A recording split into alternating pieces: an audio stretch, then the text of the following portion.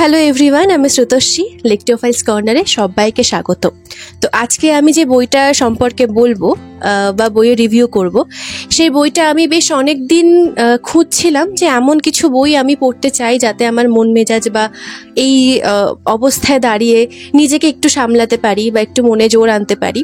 তো অনেক খোঁজাখুঁজির পর একটা বই আমি হাতে পাই এবং সে বইটা পড়ার পরে এখন এই মোমেন্টে বেশ অনেকটাই মন মেজাজ ভালো। এবং এই সময়ে দাঁড়িয়ে হয়তো যদি আপনাদেরও আমার মতো অবস্থা হয়ে থাকে তাহলে আপনাদেরও বলবো যে এই বইটা অবশ্যই পড়ার জন্য, এবং সেই কারণেই আমি রিভিউ করতে বসেছি।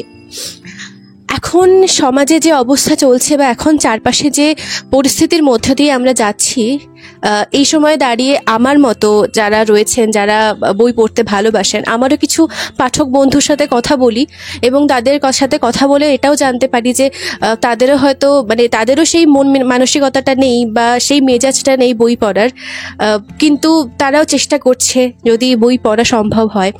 এবং আমিও সেই দলেই পড়তাম এতদিন পর্যন্ত, কিন্তু যখন দেখতে পাচ্ছি যে না, নিজের মনকে ঠিক করাটা সবার আগে দরকার, তো সেই জন্য আমি অনেক ঘাটাঘাটির পর একটা বই পাই এবং বইটা পড়ার পরে আবারও ভীষণ ভালো লাগে।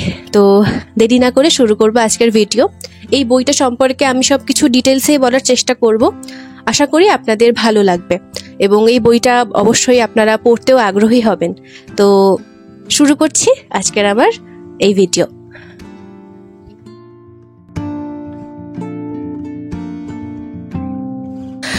তো আজকে আমার হাতে যে বইটি রয়েছে বা যে বইটি সম্পর্কে আমি আজকে বলতে চলেছি সেটি হচ্ছে এই বইটি, অভিজ্ঞান রায়চৌধুরীর লেখা অনিলিখা সমগ্র 2।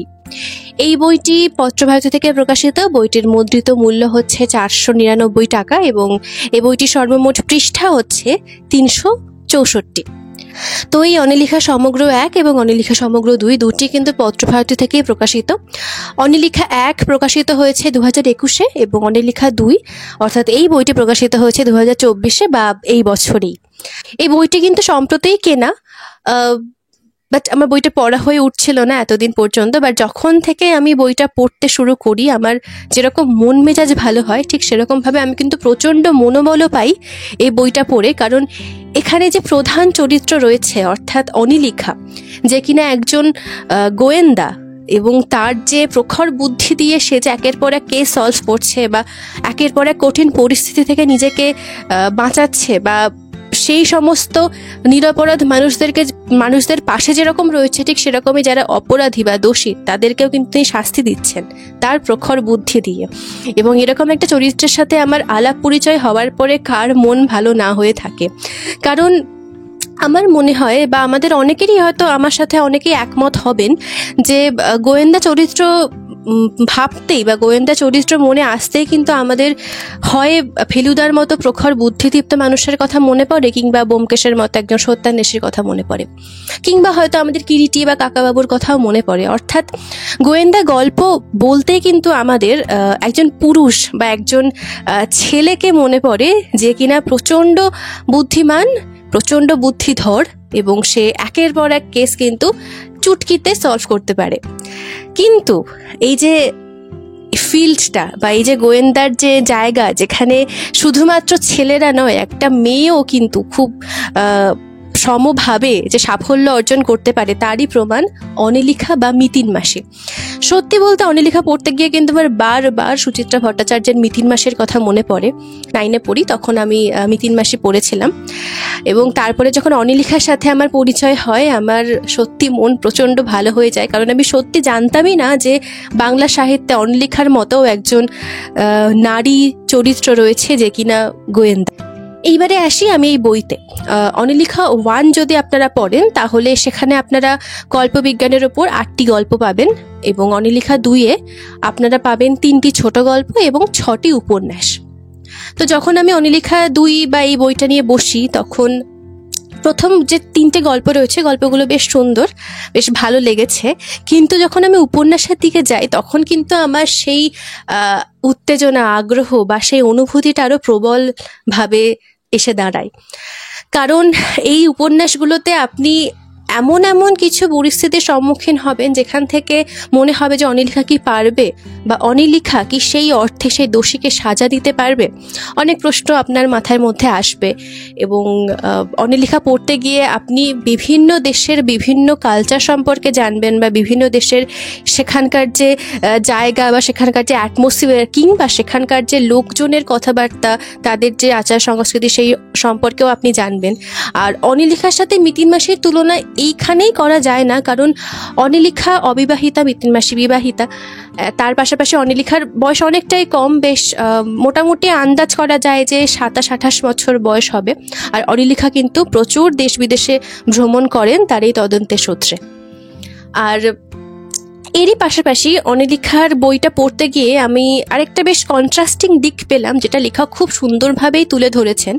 সেখানে হচ্ছে যে অনিলিখা কিন্তু তার সাথে তার অসমবয়সী কিছু ছেলে মেয়েদের সাথে সে মেশে বা প্রায় দিন আড্ডা দিতে যায়, এবং সেই ছেলে মেয়েগুলো কিন্তু মুখিয়ে থাকে কখন অনিলিখা দিয়ে আসবে গরম গরম তেলে ভাজা হাতে, বা নতুন নতুন গল্প শুনবে, কি কি কেস অনিলিখা দিয়ে পেয়েছে। তো সব মিলিয়ে কিন্তু এই কন্ট্রাস্টিং দিকটা ভীষণ সুন্দর, যেখানে অনিলিখা ঠিক যেরকমভাবে তার প্রখর বুদ্ধি দিয়ে একের পর এক কেস সলভ করে যাচ্ছে, ঠিক সেরকমভাবে কিন্তু অনিলিখা বাচ্চাদের সাথে খুব সুন্দরভাবে মিশছে। এইবারে আসি আমার এই বইয়ের যে উপন্যাসগুলো রয়েছে সেই দিকে। তো প্রথম উপন্যাস আপনার অবশ্যই মন জয় করে ফেলবে, কারণ সেখানে যে ঘটনা দেখানো হয়েছে তা কিন্তু প্রচণ্ড ইন্টারেস্টিং। দেখানো হয়েছে যে অনিলিখা আমেরিকা যাচ্ছেন, এবং কলকাতাতে এয়ারপোর্টে উনি জানতে পারেন যে একজন মা প্রচণ্ড চেঁচামেচি করছে বা কান্নাকাটি করছে, কারণ তাকে ভিসা দিচ্ছে না তার ছেলের সাথে দেখা করার জন্য। কারণ কিনা তার ছেলে নাকি সন্ত্রাসবাদী দলের সাথে যুক্ত, এবং সে কিনা খুব প্রচুর মারণ বোমা তৈরি করছে, এরকম একটা খবর এসেছে। মা কোনোভাবেই এর সাথে একমত নয়, এবং মা জানে যার ছেলে কতটা ইন্টেলিজেন্ট বা কতটা মেধাবী পড়াশোনায়, সেরকম একটা ছেলে কখনোই এরকম ভুল কাজে যুক্ত হতে পারে না।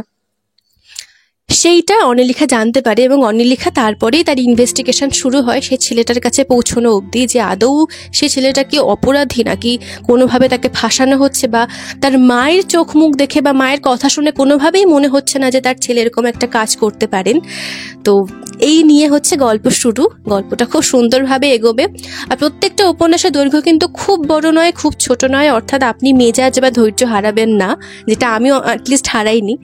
সেকেন্ড গল্পটাও বা সেকেন্ড উপন্যাসটাও সেরকমভাবেই ইন্টারেস্টিং। অনিলিখা কলেজ স্ট্রিটে গিয়ে একটা বই কিনেছে, এবং সেই বইয়ের মধ্যে একটা খাম পেয়েছে, যে খামে কিনা অনেক বছর আগে, অর্থাৎ স্বাধীনতার সময়ের একটি চিঠি পাওয়া গেছে। সেই চিঠিটা যে লিখেছেন এবং যাকে লিখেছেন তাকে তিনি অবশ্যই পৌঁছে দিতে পারেননি, এবং অনিলিখার কাজ হচ্ছে তাকে সেই চিঠিটা পৌঁছে দেওয়া। এবং সেই চিঠিটা পৌঁছে দিতে গিয়ে বা সেই যাত্রাতেই অনিলিখার সাথে বেশ কিছু স্ট্রেঞ্জার্সের আলাপ পরিচয় হবে, এবং তাদের সাথে কথা বলে একটা রহস্যের জট পাকবে, এবং অবশেষে কি হতে চলেছে অবশ্যই জানতে হলে পড়তে হবে বইটি। আর বাকি 4টি উপন্যাসও কিন্তু সেরকমভাবেই খুবই ইন্টারেস্টিং। আমি খুব বেশি ডিটেলসে যাচ্ছি না, শুধু একটা কথাই বলবো, যদি আপনারা গোয়েন্দা গল্পের ভক্ত হয়ে থাকেন বা রহস্য কাহিনী ভালোবেসে থাকেন, ঠিক যেরকম আপনারা ফেলুদা ব্যোমকেশকে পছন্দ করে রয়েছেন, বা কাকাবাবু, কিরিটি, মিতিন মাসি, এরকম যে যতগুলো চরিত্র রয়েছে, তার পাশাপাশি কিন্তু অনিলিখাকেও আপনাদের লিস্টে অন্তর্ভুক্ত করতে হবেই, কারণ এই চরিত্রটি কিন্তু প্রচণ্ড পরিমাণে আপনাদের মন জয় করে ফেলবে, ঠিক যেরকম আমার মন ভালো করেছে, আমাকে সাহস জুগিয়েছে, এবং এই কঠিন পরিস্থিতি থেকে কিন্তু নিজেকে অনেকটাই আমি সামলাতে পেরেছি। সুতরাং এই বইটা এক কথায় সত্যিই অসাধারণ, এবং পত্রভারতীকেও অনেক ধন্যবাদ এমন একটা সুন্দর বই প্রকাশ করার জন্য। সুতরাং আজকে আমার এটুকুই ছিল বুক রিভিউ। আশা করছি ভালো লেগেছে, এবং অবশ্যই বইটা পড়ে দেখবেন। যারা পড়েছেন জানাতে ভুলবেন না, যারা পড়েননি তারা কিন্তু এক্ষুনি পড়ে ফেলুন। খুব শীঘ্রই দেখা হচ্ছে অন্য কোনো ভিডিওতে। ততদিন পর্যন্ত ভালো থাকবেন, সুস্থ থাকবেন, ভালো ভালো বই পড়বেন, আর অবশ্যই আমাকে ইনস্টাগ্রাম এবং ফেসবুকে ফলো করতে ভুলবেন না। আর এই ভিডিওটা ভালো লেগে থাকলে ছোট্ট করে একটা লাইক, কমেন্ট, শেয়ার এবং সাবস্ক্রাইব করতে অবশ্যই ভুলবেন না। দেখা হচ্ছে খুব শীঘ্রই। সবাইকে অনেক অনেক ধন্যবাদ এবং ভালোবাসা। টাটা।